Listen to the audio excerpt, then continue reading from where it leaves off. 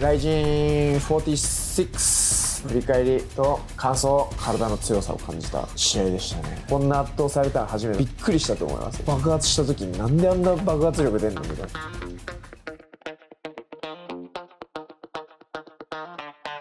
Welcome to リニアチャンネル。格闘技観戦大好き中村リニアです。今日はライジン46、はい、楽しみな試合について喋ったので伏線回収。まず1戦目、はい、牛久潤太郎選手対太田忍選手ですね。忍さんのレスリング力差が出たっていう、忍さんが勝つならこうだろうっていうパターンをドンと貫き通した本当体の強さを感じた試合でしたね。強かったですね。ですよね。は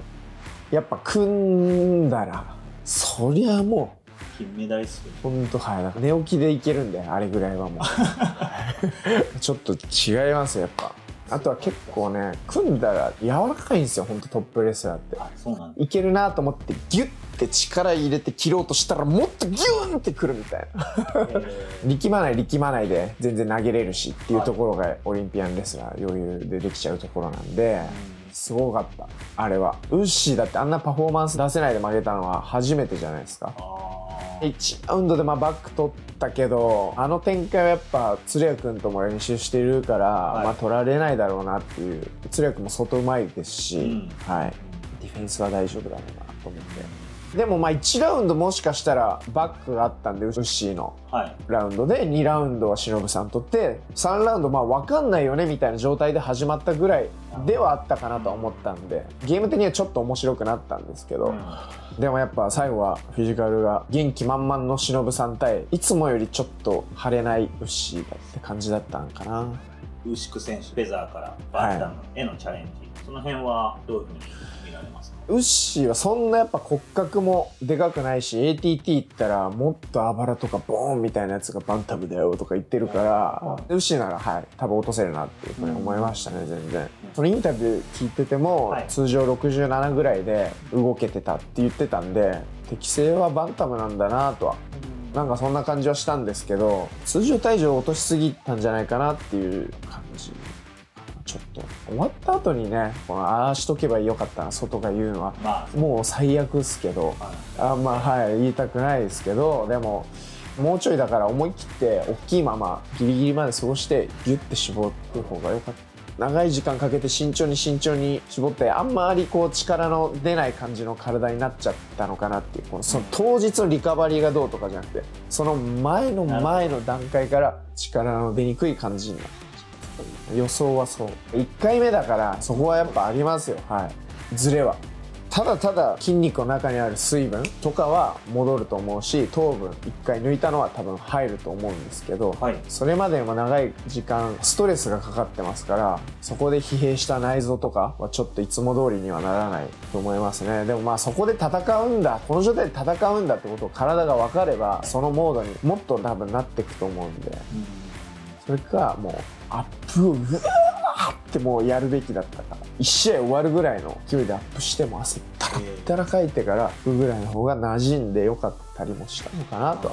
なんかいろいろあると思うんで、いろんな方向から考えると思うんで、ウッシーも格闘技強いってことは頭もいいし、周りもやっぱすごい強いんで、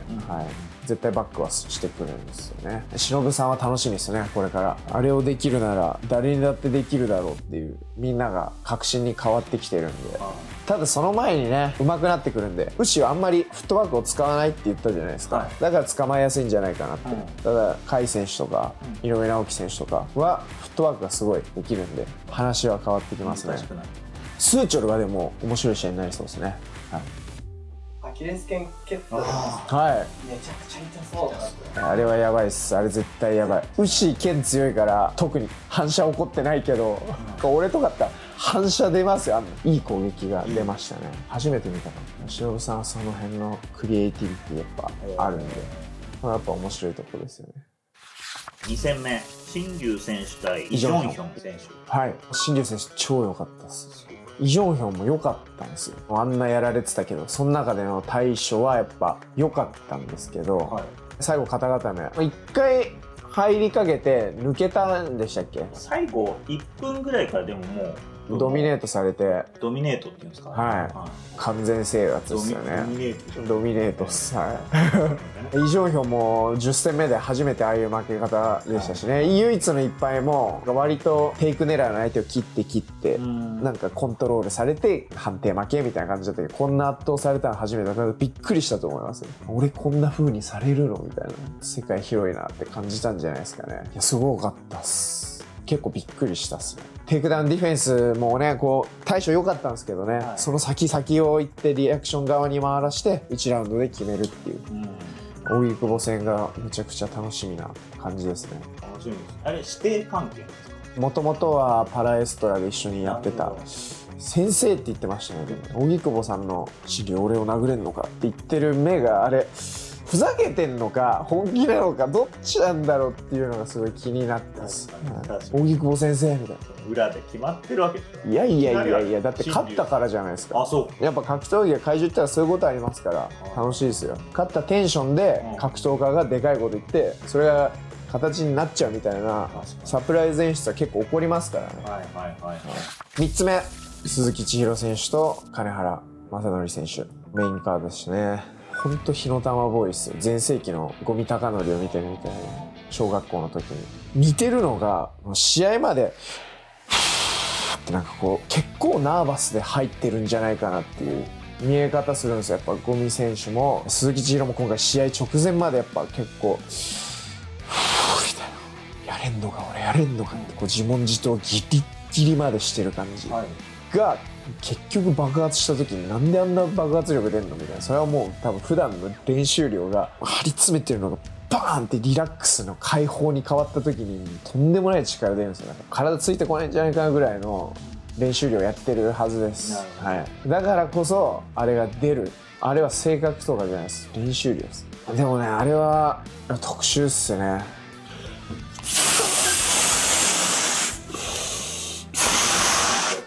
これぐらいまでだからあと一息いったら割れますみたいな風船、これを鈴木千尋みたいなわーってさっきが多分当たんなくても割れるかもしれないです。でもリラックスしてたら張ってないんで、こっちもやっぱちょっとこれぐらい。なるほど。こうなるんですよ。なるほど。割れないんですよ。割れないですね。ちょっとそのなんか最初の鈴木千尋のこの圧の勢いとみたいなのにこう同調して張っちゃったんじゃないかなっていう気はありますよ。やっぱタイトルマッチだし。なるほど。でもクレベルはこっちで勝てるんですよ。あとはこの硬さ、クレベルはめっちゃ相性いいです。クレベルは鈴木千尋がってやったってリラックスしてますから。さっきの風船でいうソフトな感じでいけるのね、クレベルは。タイトルマッチだったから良くなかったっていうのがある。それも全て含め運命だし、そこで力出せるか試されますから、そういうことなんですよ。多分結構また場が違って雰囲気も違ったら絶対違う。だからあんだけ金原さんと練習した格闘家が絶対金原さんにつけるし、でも同じ体重で今どっちの方が電気信号ビビビビって早く遅れて、どれだけの数のものを詰めて今ね若さっていうやっぱそこによる、メリットやっぱすごいありますから。黄色いバトンみたいなのをサイドに投げられて終わったんですけど、こうリングサイドに腹心的な方がいらっしゃる。そうですその方も止める権利がある。ありますね。バトン持っててそれが入って止めましたから。いやたまにはレフェリーもねミスしますから人間だし、そういう時は止めてあげてっていうので、こっちに顔いってこっちの目がもう完全に飛んでる。でそれを見えるのはここにいるレフェリーじゃないわけですよ。レフェリーはいつ反撃するんだろうなとか思って待ってるけどもこっちは完全に飛んでるんで早く止めろみたいな、なんか守る目はいっぱいあった方がいいですね。命かけてますから。ライジン46っていうもの自体を最後振り返っていきたいと思うんですけど、日韓対抗戦っていうものもあったじゃないですか。それがあったから今回のイベントすごい良かったなって思って。なるほど。山場があったんですよ。やっぱ会場でも日韓の時の盛り上がりはすごい山があったし、日本人が団結しようみたいな空気も何回かできたし、会場の中で、なんかすごい良かったですね。タイトルマッチもあって、全体的に面白い試合でした。ブーイングのある試合も。ライジであんだけブーイングがあるの初めて。もう大砂嵐対ボブサップ。あれはもう逆に歓声に変わってましたけど。空手極真とかキックの時に転向してからの動きとやっぱ AKA っての動きは全然変わってて、スイッチしながらサークリングして相手が追いにくい追い方なんですよ。結構北米のヒットアンドアウェイスタイルでは主流のステップワークをめっちゃ使ってて、本当はそこでサークリングして誘い込んで相手が来たところにダンダンダンって打つ技術とか、あるんですけど、攻撃しながら移動するっていう技術まではまだなかったから、UFC ファイターはああいうので相手を混乱させてイライラさせながらペチペチ蹴ったりしつつ、最後詰めてきた時にドーンとか打ち抜いたりもうやるんで、その要素が入ったなっていう。ベイノア選手にね。判定もあれどうなんですか？北米だとああいう評価になっちゃうんですよ。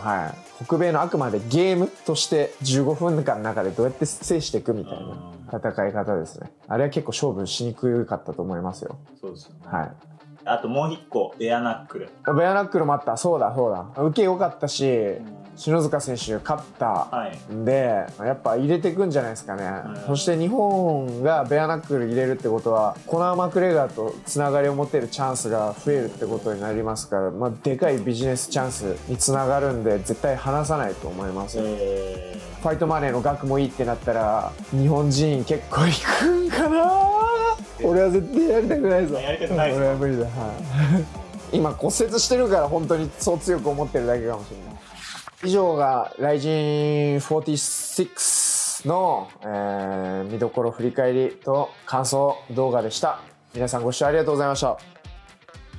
最後まで見てくださってありがとうございました。